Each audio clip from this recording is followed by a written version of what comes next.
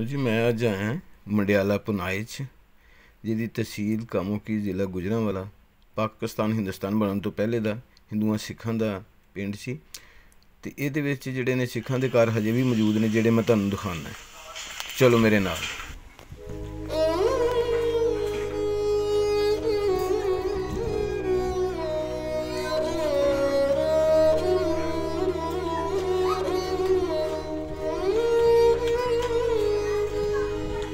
अपने घर परदेसियां वांगू परतन दा एहसास क्यों है।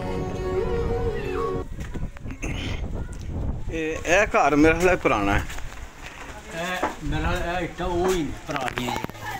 जी।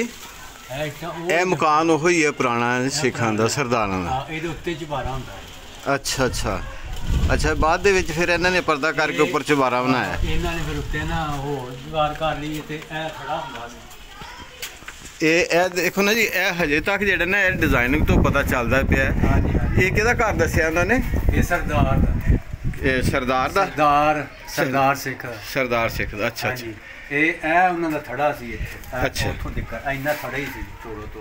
अच्छा नंग जा बेटा नंग जा ना जा पुत्र। ये किहड़ी जगह थड़ा हुंदा सी जी? ए तोड़ थड़ा ही सी। अच्छा ए तोड़ थड़ा सी। ए तोड़ थड़ा सी। अच्छा पिछे मकान सी।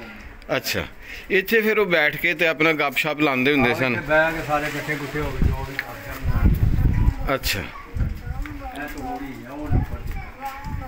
अच्छा ए थड़ा है उन्हां दे पिछे मकान सी। अच्छा फ्रंट ते थड़ा सी। हाँ पिछों दे पौड़ियां चढ़दियां। अच्छा अच्छा मतलब कि जिस तरह बैठक होंगी बच्चे बंदे ने बिठाई होंगी बनाई होंगी है तो देखो ना यह डिजाइन हजे तक ये डाट जी है ना यह बनी हुई है यह वाली है। ये डाट उदों दी होई है। ये डाट हाँ ये उपर उन्होंने फिर ये मकान बना ले। हाँ बिल्कुल सही डिजाइनिंग किस तरह इट्टां नूं घड़ के है ना कीती हुई। ये जिहड़ियां यादां ने ये उन्हां दी जिंदगी का एक हिस्सा है। जिस वक्त ये वीडियो देखणगे मैनू इंज ही महसूस होंदा कि जिस तरह अपने आप को वो महसूस करनगे कि असीं अज भी उन्हां गलियां ते बाज़ारां फिरे, लेकिन उन्होंने एक कतन कोई इलम नहीं सी। असीं ये सोहने सोहने घर ये चबारे ये हवेलियां ये सब कुछ छड्ड के एक दिन ऐसी मंजिल की तरफ चले जाना है जिसका खुद भी उन्होंने कोई पता नहीं सी। लेकिन ये अनहोनी वरत गई। एक महल्ले च एक चूल्हे ते बह के खान वाले सिख दोस्त मुसलमान है हवेली है सही। तो यह भी पुरानी आबादी है पुरानी मस्जिद है। मस्जिद पुरानी। अच्छा ये पुरानी। अच्छा ये मस्जिद तो असी मगरों साइड ते जाइए तो फिर उन्हों का जो ना इधरली साइड ते है लहंदी साइड ते उन्हों का घर आंदा सी सरदारां दा। मस्जिद दी पिछली साइड ते हाँ उत्थे थड़ा सी गुरुद्वारा भी किहड़े साइड ते सी इन्हां दा? गुरुद्वारा नहीं सी दो। अच्छा अच्छा थड़ा ही थड़ा है बस। भैन भरा मावां जिहड़ियां एक दूसरे दी नाल बुरकियां सांझियां करदियां सन वो फिर अपनियां यादां छड्ड के इन्हां घरां नूं चल पईयां। कुछ ऐसियां बच्चियां जिस वक्त इन्हां घरां तो निकलदियां होणगियां वो कहंदियां होणगियां माता मेरी गुड्डी इत्थे रह गई है, माता मेरे पटोले इत्थे रह गए, मैनू गुड्डियां ते पटोले लै लैंदे। लेकिन माँ ने कहा पुत्र हुण गुड्डियां पटोलियां दा ध्यान दिल चों कढ़ दे, हुण अपनी नवीं मंजिल की तरफ चल पै ते अपनी जान बचा के निकल चल।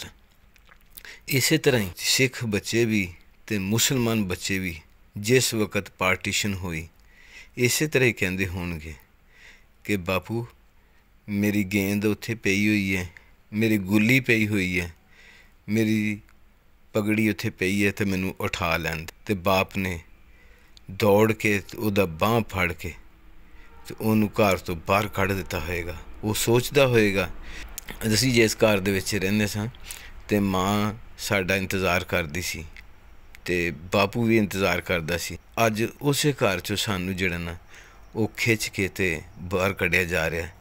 ते आखिर ये लकीरां जिहड़ियां ने ये दरम्यान च वज गईयां ते जिन्हें मुहब्बतां दे अंदर स्वाए दुखां तो होर कुछ नहीं छड्डिया। लेकिन फिर भी मुस्बत ज़हन रखन वालियां दी मेहनत ते कोशिश दे नाल अज फिर मुसलमान ਹਿੰਦੂ ਸਿੱਖ ਇੱਕ ਦੂਸਰੇ ਦੇ ਬਹੁਤ ਕਰੀਬ ਆ ਰਹੇ ਨੇ। ਉਹੀ ਮਾਹੌਲ, ਉਹੀ ਪਿਆਰ, ਉਹੀ ਯਾਦਾਂ ਇੱਕ ਦੂਸਰੇ ਦੇ ਨਾਲ ਸ਼ੇਅਰ ਕਰ ਰਹੇ ਨੇ ਅਤੇ ਬੜੀ ਖੁਸ਼ੀ ਵੀ ਹੁੰਦੀ ਹੈ ਕਿ ਜਿਸ ਵਕਤ ਉਹ ਆਪਸ ਦੇ ਨਾਲ ਮਿਲਦੇ ਨੇ, ਘਰ ਵੇਖਦੇ ਨੇ, ਬੂਹਾ ਵੇਖਦੇ ਨੇ ਅਤੇ ਨਾਲ ਉਹ ਖੁਸ਼ ਵੀ ਹੁੰਦੇ ਨੇ। ਇਹਨਾਂ ਅਲਫਾਜ਼ ਦੇ ਨਾਲ ਹੀ ਮੈਂ ਇਜਾਜ਼ਤ ਚਾਹਾਂਗਾ ਅਤੇ ਇਸੇ ਤਰ੍ਹਾਂ ਦੀ ਹੋਰ ਮਜ਼ੀਦ ਮੇਰੀ ਵੀਡੀਓ ਵੇਖਣ ਵਾਸਤੇ ਤੁਹਾਡੇ ਅੱਗੇ ਰਿਕੁਐਸਟ ਹੈ, ਮੇਰੇ ਚੈਨਲ ਨੂੰ ਸਬਸਕ੍ਰਾਈਬ ਕਰੋ, ਬੈਲ ਆਈਕਨ ਨੂੰ ਪ੍ਰੈਸ ਕਰ ਦਿਓ ਤਾਂ ਕਿ ਆਉਣ ਵਾਲੀ ਮੇਰੀ ਹਰ ਨਵੀਂ ਵੀਡੀਓ ਤੁਹਾਡੇ ਤੱਕ ਪਹੁੰਚਦੀ ਰਹੇ। ਬਹੁਤ